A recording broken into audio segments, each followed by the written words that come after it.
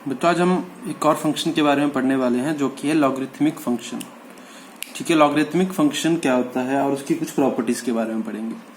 ठीक है, तो यहाँ हम उसके बिल्कुल बेसिक लेवल पे नहीं जाएंगे, जितना हमें फिजिक्स में यूज होने वाला है सिर्फ उतने के बारे में पढ़ेंगे।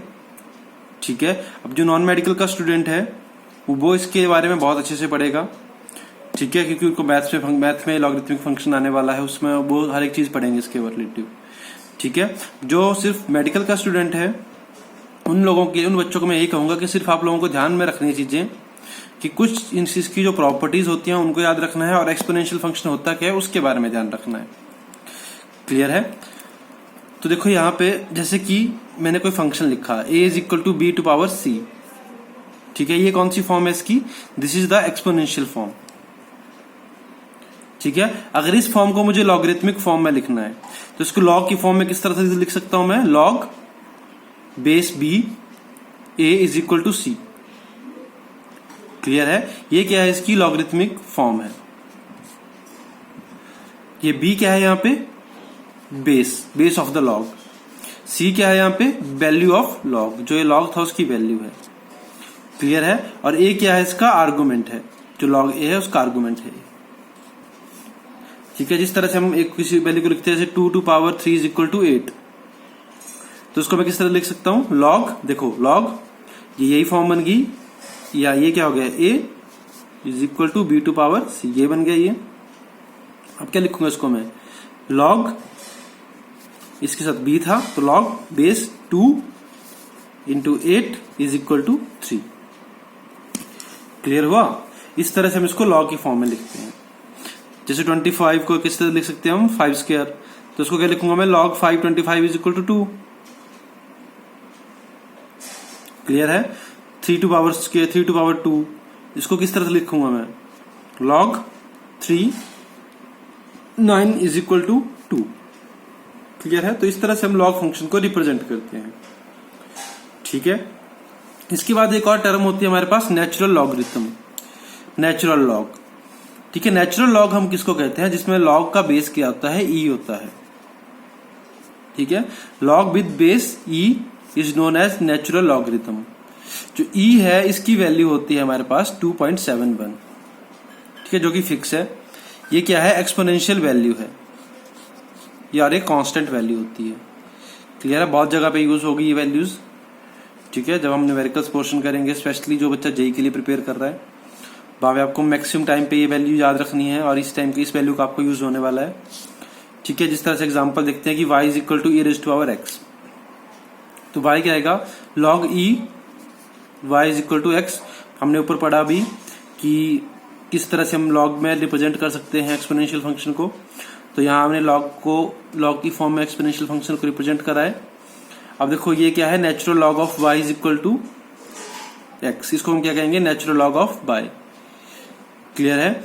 अब जो नेचुरल लॉग होता है उसको हम इस तरह से रिप्रेजेंट करते हैं, log natural y is equal to x। Clear है? Ln of y is equal to x, या फिर इस तरह से log e y is equal to x। Clear है? तो लॉन क्या होगा? Log with base e। इस लॉन का मतलब क्या है? कि लॉग जिसका बेस क्या है? e है। क्लियर हुआ? इसके बाद नेक्स्ट है some standard properties of log function. ठीक है, बहुत जगह पे आपको ये प्रॉपर्टीज यूज होती है, दिखेंगी बहुत सारी जगह पे। पहला है log x मल्टीप्लाई av। अगर इस तरह से आपको कोई फंक्शन दिया जाता है तो उसको हम किस तरह से रिप्रेजेंट कर सकते हैं? log x a plus log x v। Clear है? अगर हमें ये दिया होता log x a plus log x b, इसको हम इस तरह से रिप्रेजेंट कर सकते हैं। क्लियर है? इसके बाद ये वाला है log x a by v, that is equal to log x a minus log x v। Clear हुआ? तो आपको बहुत सारी जगह पे ये वाले जो फॉर्मूला है, आपको जब आप 12th क्लास में जाओगे, ठीक है, या फिर आपकी जब जैसे रोटेशन शुरू होगी तो आपको ये वाला फॉर्मूला यूज होता दिखेगा, जहां पे हम क्या लिखेंगे? log a माइनस v, इसको क्या लिख देंगे? log a by v। Clear है?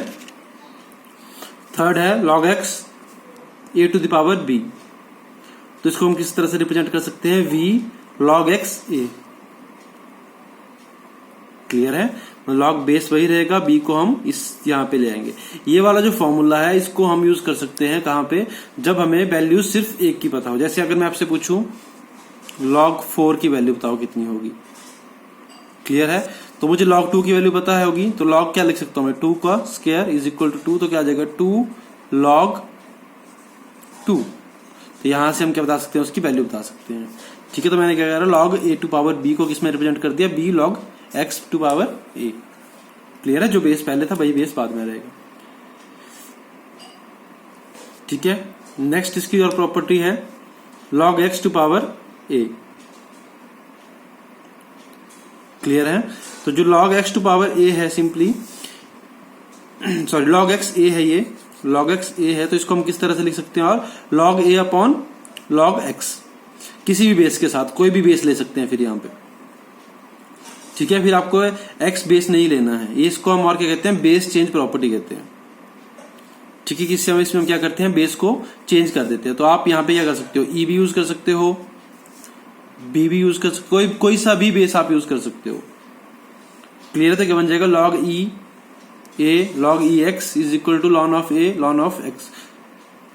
क्लियर हुआ, तो ये क्या है, कुछ स्टैंडर्ड्स प्रॉपर्टीज हैं लॉग फंक्शन की। अभी हमने डेरिवेशन में नहीं जाना है कि डेरिवेशन किस तरह से होंगी, उन डेरिवेशनों को आप पढ़ोगे मैथ्स में। क्लियर है, अभी हमें सिर्फ इन प्रॉपर्टीज के बारे में पता होना चाहिए कि जब हम क्या करेंगे, log x a plus b लिखेंगे तो उसको हम इस तरह से भी रिप्रेजेंट कर सकते हैं, इसको हम इस तरह से भी रिप्रेजेंट कर सकते हैं। क्लियर है, जब हमें बेस इस तरह से दिया हो तो हम उसको किस तरह से यूज कर सकते हैं, अगर मुझे इसका बेस चेंज करना है तो किस तरह से मैं इसका बेस चेंज करूंगा, ये सब प्रॉपर्टीज मुझे पता होनी चाहिए, रिमेंबर याद होनी चाहिए हमें। क्लियर है, नेक्स्ट है बच्चों डिफरेंशिएशन ऑफ लॉगरिथमिक फंक्शन। ठीक है, कि डिफरेंशिएशन करनी है किसकी, लॉग फंक्शन की। तो देखो पहले दिया हुआ है if y is equal to log natural x। इसमें दो ही फॉर्मूला पढ़ेंगे, दो ही फॉर्मूलाज हैं जिनका हमें पता होना चाहिए। फर्स्ट है if y is equal to log natural x then dy by d x is equal to 1/x। इसकी डिफरेंशिएशन करोगे तो क्या बन जाएगी, वो 1/x बन जाएगा। क्लियर है, अगर हमें दिया है y is equal to log a base x। ठीक है, बेस क्या दे रखा है, a दे रखा है, तो ये क्या बन जाएगा, dy by d x of 1/x ln of a। Clear है, तो ये इसकी डिफरेंशिएशन आ जाएगी। इसके बाद एक और फंक्शन होता है डिफरेंशिएशन ऑफ एक्सपोनेंशियल फंक्शन के बारे में। ठीक है, हमने 4 फंक्शन के बारे में बोला था, अलजेब्रिक, ट्रिग्नोमेट्रिक, थर्ड था लॉगरिथमिक फंक्शन, फोर्थ है एक्सपोनेंशियल फंक्शन। तो एक्सपोनेंशियल फंक्शन क्या होता है, हमें पता है कि जिस तरह से हम e की पावर में x लिखेंगे, किसी बेस में एक्सपोनेंट की फॉर्म में लिखेंगे, वो क्या है, एक्सपोनेंशियल फंक्शन है। तो if y is equal to e to power x then dy by d x is equal to e raise to power x होगा। क्लियर है, अगर y जो है हमारे पास कोई और फंक्शन दे रखा है a की टर्म में, अब वो बेस e नहीं है, अब वो कोई और बेस है, उसके डिफरेंशिएशन क्या होगी, ax ln of a। Clear है, जो log नेचुरल e होता है दैट इज इक्वल टू 1 होता है। अगर a की जगह मैं e पुट करूं तो देखो यहां पे क्या आएगा, e raise to power x ln e किसके इक्वल होती है, वैल्यू 1 के इक्वल होती है। क्लियर है, यूजफुल रिजल्ट है दोनों, इनको याद रखना है। अगर log a उसका बेस a है और वो सेम टर्म है a, तो किसके इक्वल होगी, 1 के इक्वल। अगर log x x होगा, log y y होगा, log z बेस z होगा, log k बेस k होगा, तो उनकी वैल्यू कितनी होगी, 1 होगी। क्लियर है, तो ये यहाँ पे हमारे पास डिफरेंशिएशन ऑफ एक्सपोनेंशियल फंक्शन खत्म होती है। क्लियर है, हमने 4 फंक्शन के बारे में यहाँ तक पढ़ लिया अभी। क्लियर हुआ।